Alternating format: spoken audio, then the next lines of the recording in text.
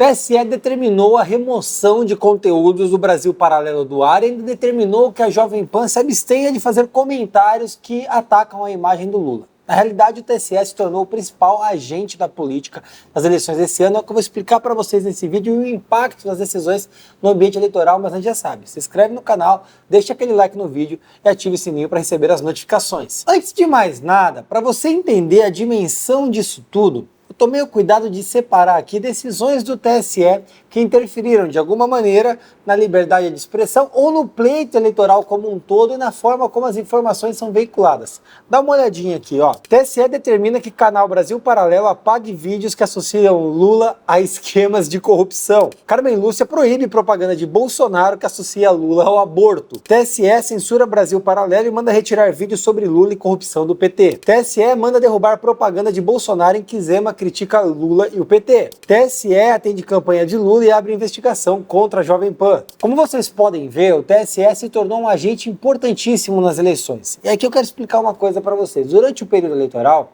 a liberdade de expressão das pessoas, especialmente dos candidatos, ela se torna ainda mais ampla do que ela já é. Afinal de contas, a opinião dos candidatos, lembrar o que eles já disseram, o que eles pretendem dizer, e principalmente permitir que os candidatos falem de forma livre e aberta, é essencial ao ambiente democrático. Primeiro porque as pessoas vão conhecer efetivamente quem são os candidatos, o que eles fizeram, o que eles pensam, como eles agem e o que eles pretendem fazer. E por segundo, porque é essencial para que as pessoas possam se informar sobre o que está acontecendo. Entretanto, ao ver a corte agir como agente censor e, além de tudo, a veículos de imprensa que tragam alguma opinião ou em determinados conteúdos em favor ou contra determinado candidato, isso acaba desvirtuando a própria função da corte, que é garantir o ambiente democrático e balanceado da eleição. O que nós vemos aqui é justamente a balança eleitoral pendendo para um lado. Isso é extremamente perigoso. Quando a gente para analisar o ambiente eleitoral, a gente não pode permitir que esse tipo de conduta seja mantida. Se de um lado a legislação eleitoral é extremamente necessária, por exemplo, para proibir que candidatos divulguem pesquisas fraudulentas, como por exemplo eu consegui multar o Guilherme Boulos por divulgar pesquisa fraudulenta na eleição de 2020, por outro, é essencial que o tribunal não se valha da caneta para de alguma maneira balancear o ambiente eleitoral. Nós temos que ter a certeza que a justiça eleitoral vai agir justamente como a balança da justiça, garantindo a liberdade e não vindo a tolhê-la. Quando nós vemos a decisão dada contra o Brasil Paralelo, determinando que conteúdos críticos ao Lula, críticos ao PT, que são embasados na realidade, na verdade, venham a ser retirados do ar, naturalmente nós vemos a balança da justiça pendendo em favor do petista. Quando nós vemos a decisão que proíbe a Jovem Pan de dizer que o Lula foi o mais votado nos presídios e que o Lula defende o crime, nós temos o TSE proibindo um veículo de informação, de jornalismo, de noticiar um fato. Afinal de contas, a cada 5 votos dentro das cadeias, o Lula recebeu 4. Isso é absurdo, ele foi o mais votado de forma acachapante dentro da cadeia. É um fato notório, é um fato jornalístico, é um fato necessário à informação.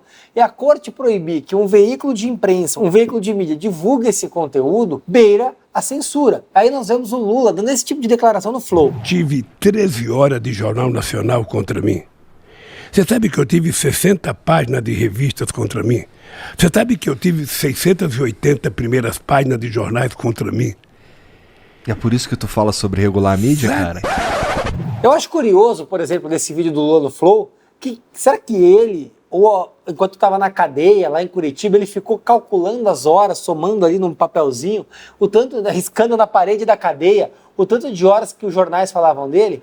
Qual o problema da imprensa noticiar que o ex-presidente bandido está preso? Qual o problema de noticiar a verdade? Qual o problema das sei lá quantas páginas de revista que noticiaram ele sendo preso? É o ex-presidente sendo conduzido num jatinho para dentro da cadeia. Meu irmão, é claro que vão noticiar isso, é notícia. Ele chefiou a maior organização criminosa do país. Isso é fato, isso é notícia. Não existe tribunal capaz de apagar a história, capaz de apagar os fatos, assim como não há decisão, não há imprensa, não há matéria capaz de apagar o fato de que Lula foi condenado, foi preso, é um criminoso. Isso é um absurdo. E aí nós vemos esse tipo de matéria, esse tipo de manchete e às vésperas da eleição, esse tipo de decisão contrária a veículos de imprensa e naturalmente as pessoas ficam alvoroçadas por conta disso. Naturalmente, há um fervilhar da população, porque isso parece censura efetivamente, isso beira a censura.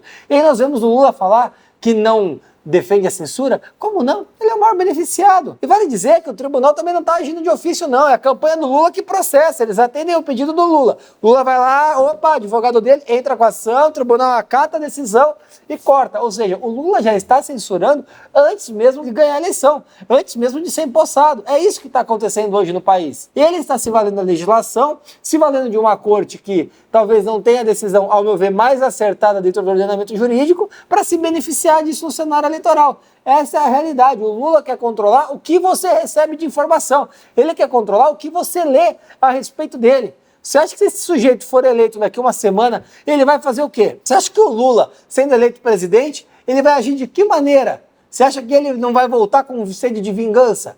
Você acha que ele não vai voltar com ódio, querendo se vingar de pessoas como eu, como você, que não aceitam o Lula, que não aceitam a criminalidade dele, a bandalheira dele? É óbvio que nós teremos um bandido na presidência com raiva, com ódio, com sede de vingança. E isso é extremamente perigoso.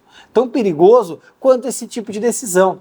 E aí eu paro e penso, convido você, reflita comigo. Quando nós vemos boa parte da mídia, a Beautiful People do Leblon, um pedaço do judiciário agindo de forma sedenta em favor de um corrupto, de um sujeito que já foi preso, para que ele volte à presidência da República, uma pessoa que claramente é movida pelo ódio, pela raiva, pela sede de vingança. Você acha que nós teremos um governo democrático? Você acha que nós teremos um ambiente político saudável no país? A resposta para mim parece muito óbvia e é perigoso caso isso aconteça.